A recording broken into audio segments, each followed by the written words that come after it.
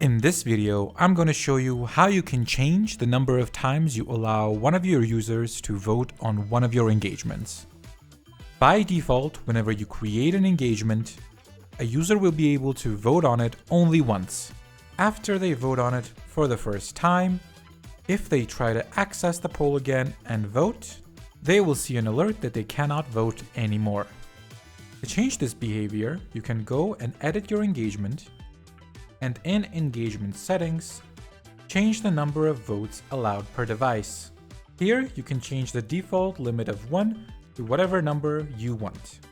You can also change if you want this limit to be per engagement or per hour, per day, per week, or per month. So, if you select per month, for example, and a limit of 1, your users will be able to vote on this engagement once per month.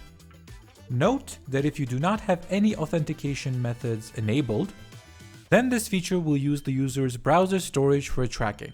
So, if multiple browsers are used by your users, they can vote multiple times.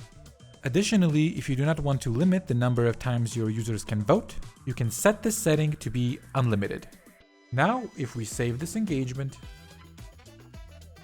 and go back to vote, we will be able to vote as many times as we like.